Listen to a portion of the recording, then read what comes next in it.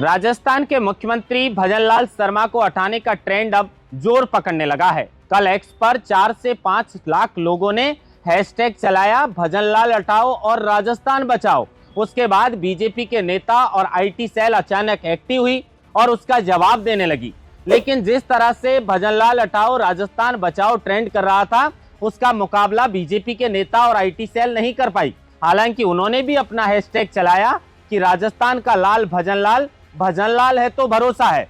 लेकिन जिस तरह से ये ट्रेंड चल रहा था कि भजनलाल हटाओ राजस्थान बचाओ, उसका दूर दूर तक मुकाबला राजस्थान के बीजेपी के नेता और राजस्थान बीजेपी की आईटी सेल नहीं कर पाई, मतलब उनसे पिछड़ गई। अब इसके बाद ये सवाल खड़े हो रहे हैं कि क्या राजस्थान में पर्ची से निकले मुख्यमंत्री भजनलाल शर्मा अब बदले जाएंगे, और अगर ऐसा हुआ तो राजस्थान में कौन सा चेहरा है जिसे मौका मिल सकता है। अब इसको लेकर खबरें कई दिनों से जोर पकड़ रही हैं। महारानी वसुंधरा सिंधिया आज भी कहीं जाती हैं तो उनके समर्थक यही नारा लगाते हैं कि राजस्थान का मुख्यमंत्री कैसा हो, वसुंधरा राजे सिंधिया जैसा हो। उसके अलावा राजस्थान के 3 बार मुख्यमंत्री रहे और कांग्रेस के कद्दावर नेता अशोक गहलोत ने जोधपुर से एक बयान दिया था, जिसमें उन्होंने कहा था कि राजस्थान के अंदर मुख्यमंत्री भजनलाल शर्मा को हटाने का षड्यंत्र रचा जा रहा है और कुछ बीजेपी के ही नेता हैं जो मुख्यमंत्री भजनलाल शर्मा को हटाने का षड्यंत्र दिल्ली से लेकर जयपुर तक रच रहे हैं।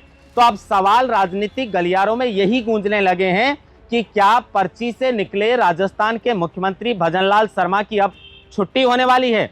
और जिस तरीके से राजस्थान के बेरोजगार युवाओं का बीजेपी सरकार से भरोसा उठा है और मुख्यमंत्री भजनलाल शर्मा से भरोसा उठा है, क्योंकि चुनाव से पहले भारतीय जनता पार्टी ने राजस्थान के बेरोजगारों से और राजस्थान की जनता से यह वादा किया था कि बीजेपी सत्ता में आने के बाद बेरोजगार युवाओं के हक में हमेशा बोलेगी। और जिस तरीके से ये पेपर लीक और पेपर लीक में धांधली के बाद ये सब इंस्पेक्टर बने हैं, उस भर्ती को रद्द किया जाएगा। लेकिन अब सरकार का और सब कमेटी का रुख भी साफ हो गया, तो कहीं ना कहीं राजस्थान के युवाओं को बीजेपी सरकार से बड़ा झटका लगा है। उनका कहना है कि राजस्थान में मुख्यमंत्री भजनलाल शर्मा हमारी सुनते ही नहीं है, जो भी दिल्ली से आदेश आते हैं उन पर ही कामकाज किया जाता है। क्या पूरी खबर है, क्या मुख्यमंत्री बदले जाएंगे, विस्तार से इस वीडियो के अंदर चर्चा करेंगे। नमस्कार, आप देख रहे हैं लोकमत हिंदी और मैं हूं आपके साथ महेंद्र बांसरुटा। जिस दिन से राजस्थान के अंदर पर्ची से मुख्यमंत्री भजनलाल शर्मा निकले थे और वसुंधरा राजे सिंधिया को एक जोरदार झटका लगा था, उस दिन से ही ये कहा जा रहा था कि आने वाले समय में राजस्थान में मुख्यमंत्री बदले जा सकते हैं। अब पर्ची से निकले नौजवान भजनलाल शर्मा को राजस्थान की भागडोर संभालने को मिली, लेकिन उसके बाद भी राजस्थान की जनता और राजस्थान के बेरोजगार युवा दुखी हैं, क्योंकि उनका कहना है कि भजनलाल शर्मा उनकी मांग को सुनते ही नहीं है। इसी बात को लेकर वसुंधरा राजे सिंधिया को नाराजगी भी रही और काफी समय तक समय समय पर उनकी नाराजगी झलकने भी लगी। लेकिन उसके बाद शायद आला कमान से उन्हें आदेश मिला होगा और उसके बाद वो शांत सी हो गई। उसके बाद डॉक्टर किरोड़ीलाल मीणा भी अपनी सरकार के ऊपर कई सवाल खड़े करते आए। सब इंस्पेक्टर भर्ती को लेकर भी डॉक्टर किरोड़ीलाल मीणा ने सबसे पहले इस मुद्दे को उठाया था और कहा था कि इस भर्ती के अंदर 500 से ज्यादा फर्जी थानेदार बने हैं। अब 859 पोस्ट में अगर 500 से ज्यादा फर्जी थानेदार हैं और अगर ये जाकर थाने में बैठ गए तो जिंदगी भर जनता का खून पीने का काम करेंगे। सक्रिय मंत्री के तौर पर कामकाज शुरू करने के बाद भी doctor Kirodilal Meena sub inspector भर्ती के मुद्दे को लेकर हमेशा मुखर नजर आए। उन्होंने कहा कि इस भर्ती को हर हाल में रद्द करना चाहिए, क्योंकि इसमें बड़े स्तर पर धांधली हुई है। इसी को लेकर एडवोकेट जनरल ने भी अपनी राय दी थी, एसओजी ने भी अपनी राय दी थी और जो पुलिस हेडक्वार्टर है उसने भी इस भर्ती को रद्द करने की मांग रखी थी। लेकिन उसके बाद सरकार ने सब कमेटी गठित की। सब कमेटी गठित करने के बाद भी सब कमेटी ने यह कहा था कि इस भर्ती में बड़े स्तर पर घोटाला हुआ है, बड़े स्तर पर फर्जीवाड़ा हुआ है। अब युवाओं को उम्मीद थी कि फर्जीवाड़े से कांग्रेस सरकार में जो सब इंस्पेक्टर की भर्ती हुई है और बीजेपी ने ये दावे किए थे कि राजस्थान में कांग्रेस सरकार के अंदर 18 पेपर आयोजित करवाए हैं, उन 18 पेपर में से 17 पेपर लीक हैं।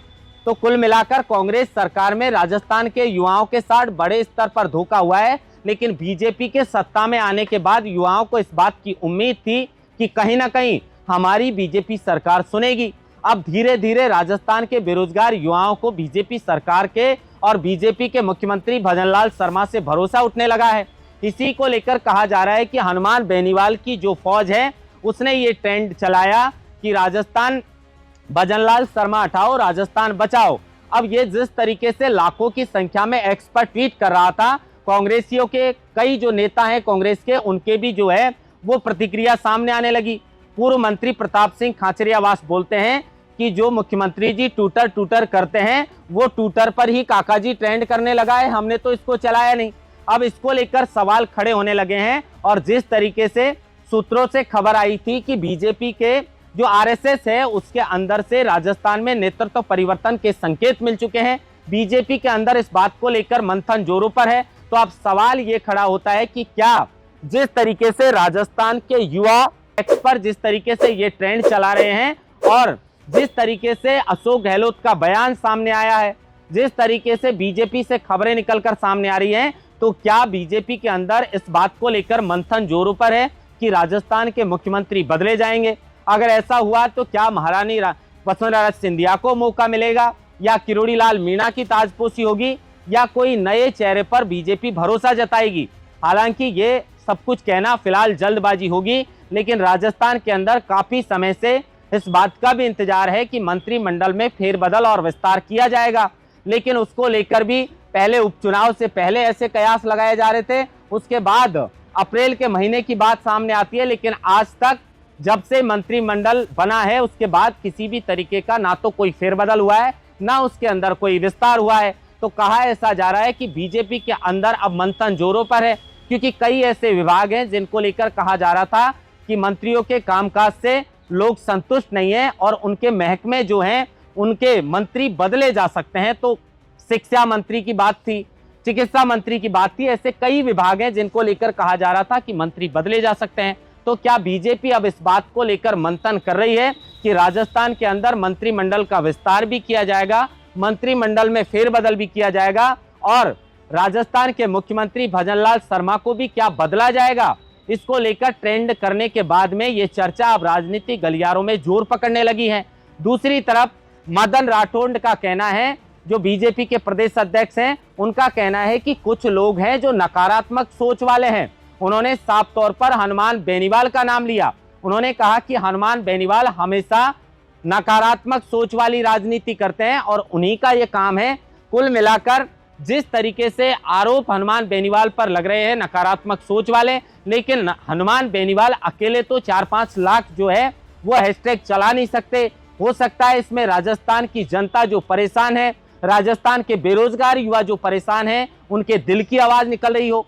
अब इसको लेकर खबरें जोरों पर है, लेकिन क्या कुछ नया अपडेट सामने आता है, बीजेपी इसको लेकर क्या कुछ फैसला लेती है और राजस्थान के बेरोजगार युवाओं की आवाज क्या केंद्र तक पहुंचेगी? क्योंकि कल जिस तरीके से ये ट्रेंड चला उसके बाद अब ये खबरें जोर पकड़ने लगी है कि राजस्थान बीजेपी के अंदर कोई बड़ा परिवर्तन किया जा सकता है। महेंद्र मासुटा, लोकमत हिंदी, जयपुर।